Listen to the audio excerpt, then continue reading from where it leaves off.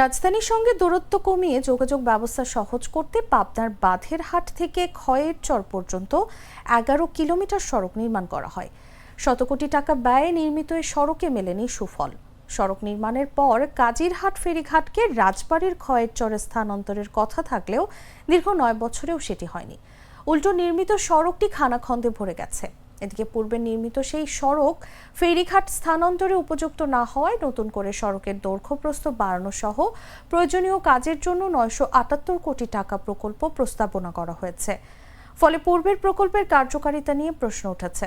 সেই সঙ্গে 9 বছর ধরে দুর্ভোগ নিয়ে ক্ষোভ প্রকাশ করেছেন স্থানীয়রা। ঠিকাদারি প্রতিষ্ঠানের কাজে এমন অনিয়মের অভিযোগ যাচাইয়ে সে সময় তদন্ত কমিটি গঠন করে সংশ্লিষ্ট কর্তৃপক্ষ।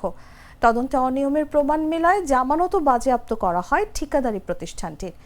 এ বিষয়ে উপবিভাগীয় প্রকৌশলী মোহাম্মদ সাদেকুর রহমান জাগো নিউজকে বলেন, প্রকল্পটির ওপর এরই মধ্যে যাচাই সভা অনুষ্ঠিত হয়েছে।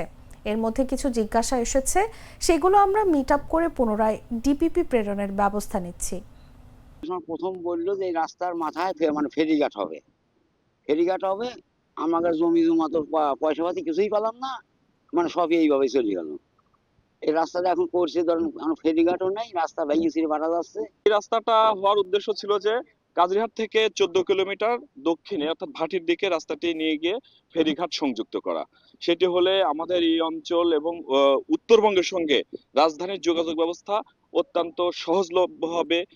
এখান থেকে আরিচা যেতে যে সময়টা লাগে, যদি সময় কম হয় সেই ক্ষেত্রে মানুষ দেখা যাবে যে ফেরিটাকে বেশি প্রিফার করবে।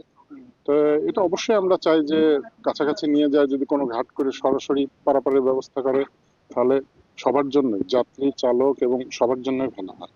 অসুবিধার কারণে এখন আমাদের গাড়ি চলে না। এই কাশমোর যাবে নলে আমাকে রাইতে আসে নাকি, নষ্ট রাস্তা হয়েছে, হারা নাই, ভাঙা চোরা। এই রাস্তায় গাড়ি চালাইলে মনে করেন টায়ার টিউব, মনে করেন যে গাড়ির অনেক সমস্যা হয়ে যায়, ঠিক আছে। তারপরে যাত্রীরাও আর কি গাড়িতে উঠতে চায় না। এই প্রকল্পটি যদি বাস্তবায়ন হয় তাহলে পাবনা থেকে ঢাকা যে দূরত্ব, সেটা সড়ক পথে 86 কিলোমিটার এবং নৌপথে 8 কিলোমিটার কমবে। একনল অ্যাডভান্সড হাইজিন সোপ, এবার জীবাণু ধুলাবালি ঘাম ক্লিন বোল্ড।